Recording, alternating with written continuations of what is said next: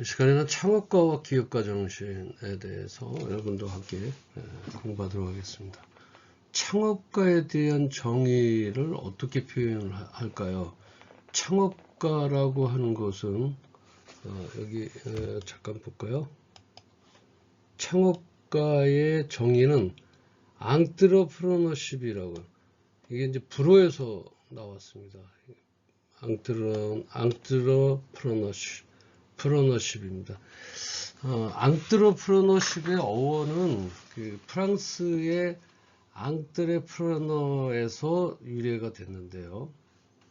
이는 무엇을 시도하다 또는 착수하다라는 의미입니다. 앙트르라고 하는 그 불어가 이제 뭐뭐 사이에, 그 다음에 프르너, 그 프르너라는 거는 이제 잡다라고 하는 그 단어, 그러니까 사전적 의미인데요. 무엇을 잡으려고 나아가다라고 하는 뜻을 내포하고 있습니다. 그래서 우리가 창업가 그러면 앙트르너, 그 다음에 이제 그 어떤 창업가 정신이다라고 그러면 앙트러프러너십이라고 해서 이제 이 창업에 대한 그게 13세기 그 프랑스에서 처음 사용되고서 16세기에 그 앙트러프러너라는 명사 형태로 발전해 왔다라고 얘기해요. 그래서 영어권에서는 1828년도부터 사용하였고, 그 다음에 경제학자 그 장 바티스트 세이가 1800년도 초에 이 용어를 대중화시켰고요. 그리고 이제 앙트러프러너를 경제적 자원을 낮은 생산성 영역에서 높은 생산성 영역으로 이동시키는 사람으로 정의했다. 그러니까 창업가는 자원을 가지고 낮은 생산성 영역에서 높은 생산성 영역으로 이동시키는 사람을 우리가 창업가라고 얘기를 했습니다. 근데 그 경제학자인 그 슌페터, 뭐 많은 책을 냈죠. 이분은 그 슌페터는 20세기의 앙트러프러너를 혁신을 통해 창제적 파괴를 일으키는 사람으로 재정의를 했습니다. 이처럼 앙트러프러너십은 즉 기업가 정신, 창업가 정신은 새로운 것을 시도하고 위험을 감수하며 가치를 창출하는 활동이라는 의미로 발전을 해왔습니다. 그래서 창업가라고 하는 것은 새로운 사업을 시작하고 운영하는 개인으로서 몇 가지 어떤 그 특성을 지니는 게 있습니다. 창업가라고 얘기한다면, 자, 한번 요 교재에 있는 걸 한번 볼게요. 창업가의 개념은 시간과 기업 환경 변화에 따라 변천된다. 과거 창업가를 출자 기능과 경영 관리 능력을 모두 수행하는 경영자로 간주하다가 기업의 대규모화에 따라서 소모와 경영이 분리가 되죠. 그죠?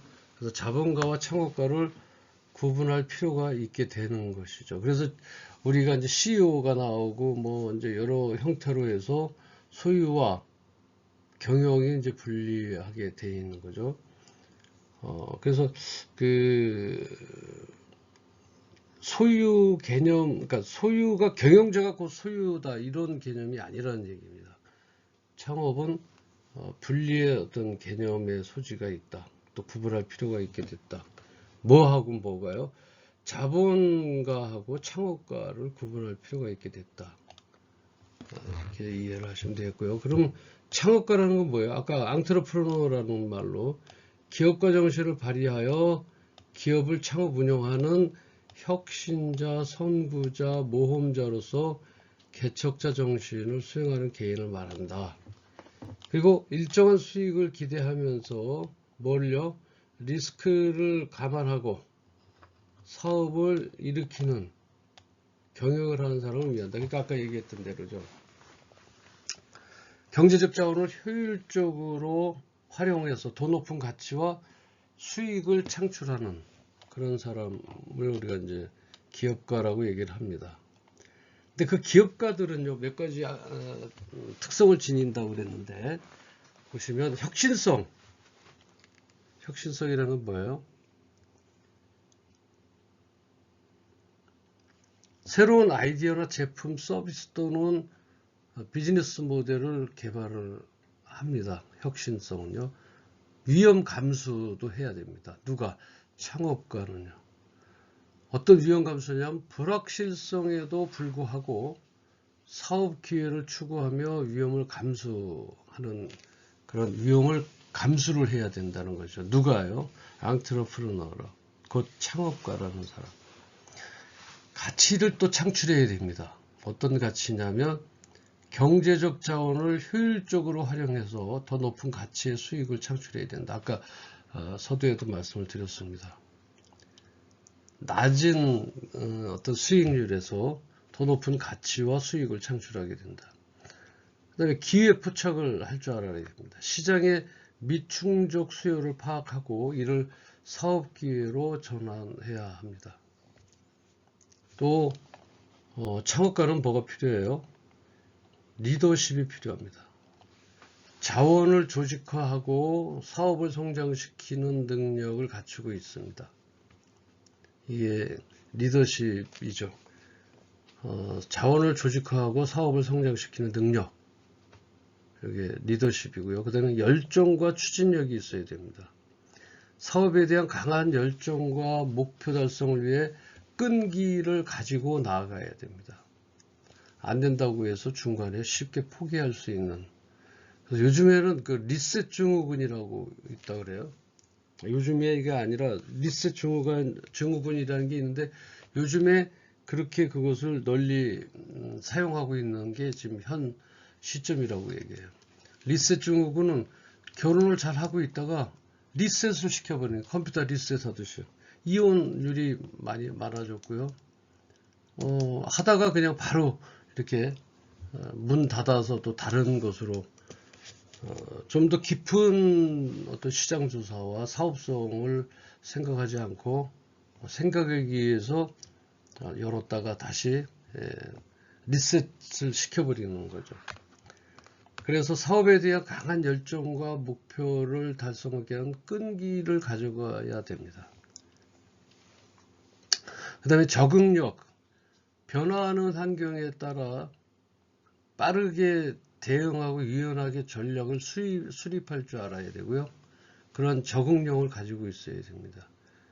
제일 중요한 게 뭐예요? 어떤 문제의 솔루션이에요. 문제가 발생했을 때 이런 해결 능력을 어떻게 가져갈 것인가. 창의적으로 문제를 해결하고 도전을 극복해야 됩니다. 기존에 해왔던 어떤 어떤 심리적 자기의 직관력이 돼 자기의 아주 좁은 경험으로서 문제를 해결해 나가려고 하면 안 된다는 거죠.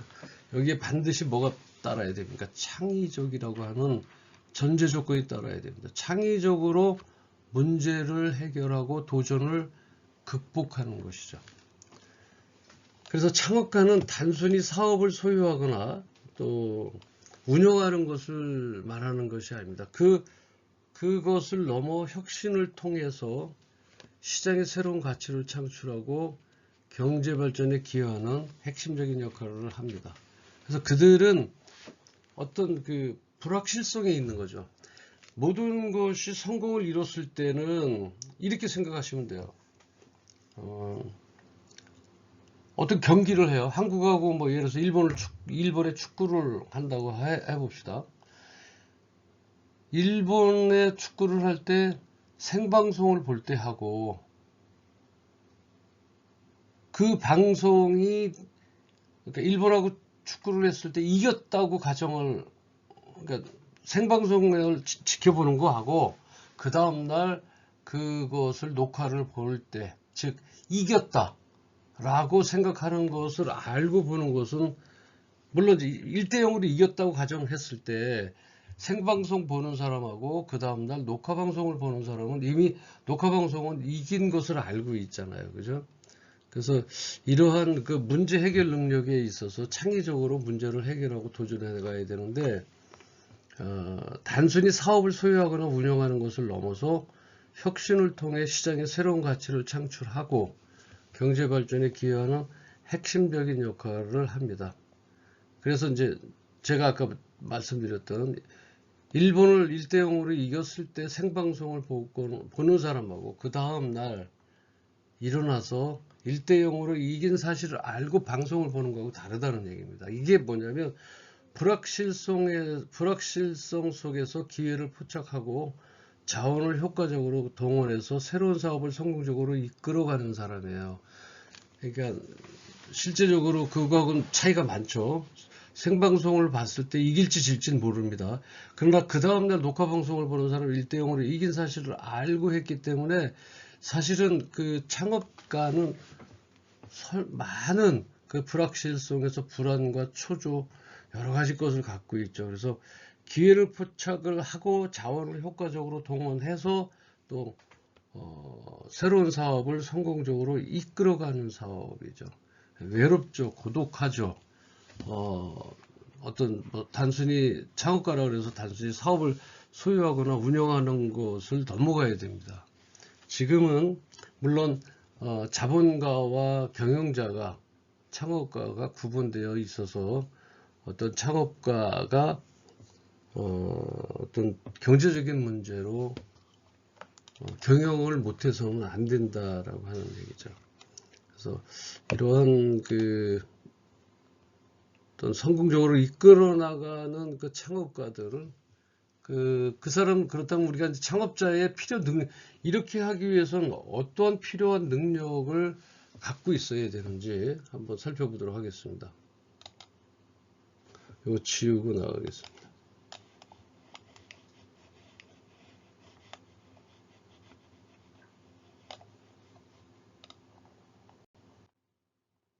자, 창업자의 필요 능력. 창업자의 필요 능력이라고 하는 것은 강한 의욕이죠. 의욕이 있어야 됩니다.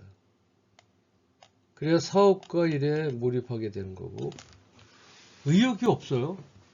창업하지 말아야죠. 절대 의욕이 넘쳐나도 이게 들뚱말뚱인데 의욕까지 없다면 안 된다는 거죠. 정신적인 능력, 루틴이죠. 자기의 지적 능력과 창조적 사고력, 분석적 사고력 등이 필요하다. 그래서 우리가 창업자들은 더 좋은 책을, 아니 더 많은 책을 봐야 되고 어떤 창조적 개념에 있어서 그런 컨퍼런스라든지 회의에도 나가게 돼야 된다는 것이죠. 분석적 사고력. 과연 내가 얼마나 이것에 대해서 다시 의문점을 가지고 왜 그렇게 되는지를 알고 다시 분석하고 다시 쪼개고 다시 열어보고 그런 사고력도 가져야 된다라고 하는 거죠. 그 다음에 사업의 당면 문제를 체계적으로 분석하고 창조적인 문제 해결책을 제시한다. 이런 정신 능력을 갖고 있어야 된다는 얘기죠. 사업의 당면 문제를 사업이 평탄할 수는 없어요. 사업의 당면 문제를 어떻게 체계적으로 그냥 내가 알고 있는 뭉뚱그레한 그런 지식이 아니라 당면 문제를 체계적으로 분석하고 창조적인 문제 해결책을 제시를 할 줄 알아야 됩니다. 그리고 인간관계 능력, 정서적 안정성, 대인관계 기술, 사교성, 타인 배려, 감정이입력 등 이런 인간관계의 능력이 있어야 됩니다. 나 혼자만 알고 있고 더 이상 다른 사람들하고 대외적인 접촉이 없다든지 또 나만 알고 있다든지 감정을 이입하는 그런 능력이라든지 상대를 설득할 수 있는 이런 것들을 인간관계 능력 속에 넣었을 때 이런 걸 가지고 있어야 된다. 그래서 고객과 종업원의 생각과 입장 이해가 가능하다. 서로 배려하는 차원에서 나올 수 있겠죠. 그 다음에 의사소통 능력, 성공적 사업 운영에 필요한 요소들이죠. 문서 또는 말로서 자신의 의사를 효과적으로 전달하는 능력이 있어야 됩니다. 의사소통, 인간관계, 정신능력, 내적인 문제는 강한 의욕과 정신 능력이고, 외적인 문제는 인간관계 능력, 그 다음에 의사소통 능력, 이런 것들이 있죠. 그 다음에 기술적 지식, 이것은 혼자 간파할 수 있습니다. 또 혼자 나갈 수가 있다는 얘기죠. 그래서 고객이 필요하는 제품과 서비스를 만들어 판매하는 어떤 과정상의 것들, 그 다음에 의사결정 능력, 그 외에 선택을 잘 못하는 분들이 있죠. 음식점에 가도 선택을 잘, 그것하고도 어쩌면 연관이 조금 있을 것 같아요. 그래서 의사결정 장애다 뭐 이렇게 얘기를 하는데, 그런 의사결정 능력이 있어야 됩니다. 합법화된. 그리고 문제 해결 대안 제시 능력이 있어야 돼요. 뭐든지 다 옳고 또 옳거나 맞을 수는 없습니다. 어떤 문제를 해결해서 냉정하게 해결해서 그 대안을 제시할 수 있는 능력이 필요한 것입니다. 자, 그러면 필요 능력을 받았어요. 그러면 창업자의 자질은 어떨까요? 자질이 어떤지 한번 보겠습니다. 잠깐만요.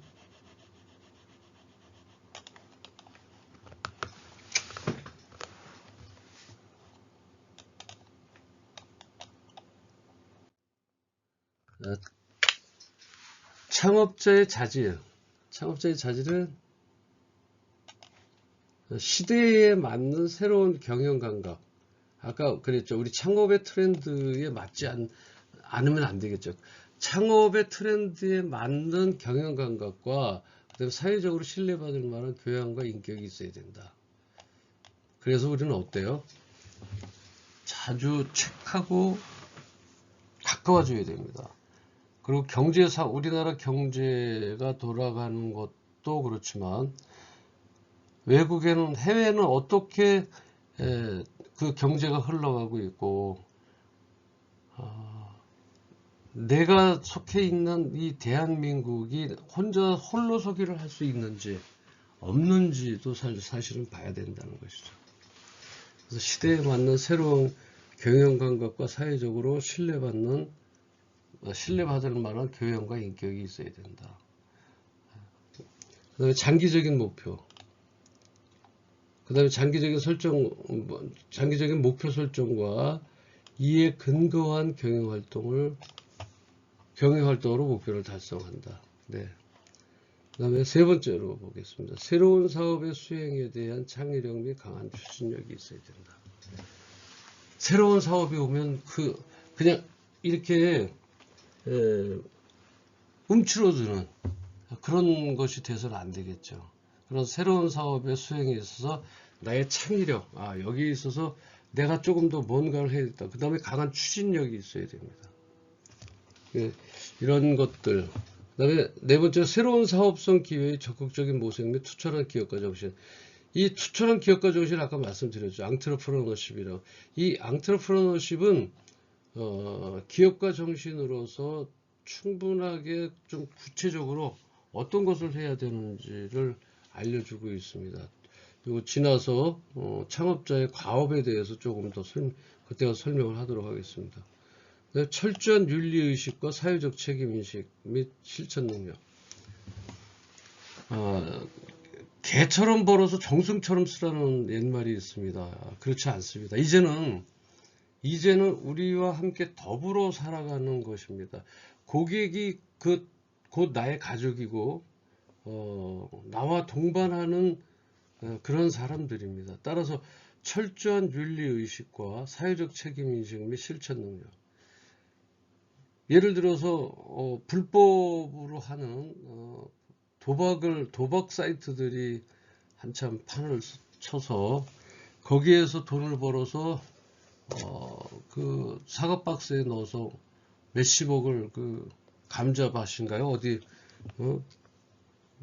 밭에가 이렇게 숨겨놨던 그런 사람들이 있습니다. 나의 돈을 벌기 위해서는 어떤 윤리의식에 맞지 않는 일들을 통해서 돈을 번다고 하면, 그리고서 그 돈을 그렇게 벌어서 정승처럼 거룩하게 쓴다고 하는 것은 옛말입니다. 이게 지금은 철저한 윤리의식과 사회적 책임 인식 및 실천 능력이 있어야 된다라고 하는 것을 아셔야 됩니다. 그 다음에 강한 성취 욕구와 독립심, 어떤 목표로 삼았을 때 그것을 반드시 달성해야 된다라고 하는 거. 그 다음에 철저하게 남한테 기대지 말고 독립심을 가지고 내가 이것을 해결해야 된다라고 하는 그런 마음으로 나가야 될 것입니다. 그리고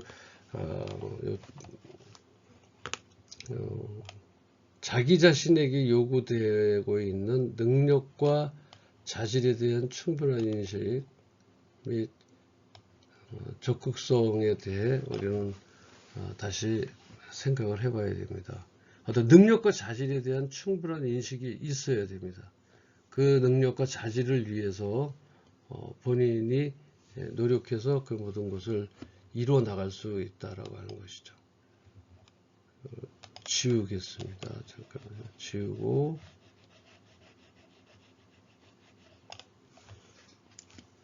자, 다음에 창업자의 과업은 무엇인가? 과업. 창업자의 과업은 어떤 그 구상이라든지 수행이라든지 어떤 대외적인 우호적 관계, 독불장군은 없다라고 하죠. 그래서 그런 우호적인 관계, 창업자의 과업에 대해서는 다음 시간에 공부하도록 하겠습니다. 이상으로 창업가와 기업가 정신 중 창업자의 자질에 대해서 함께 공부했습니다. 시청하시느라 수고하셨습니다. 감사합니다.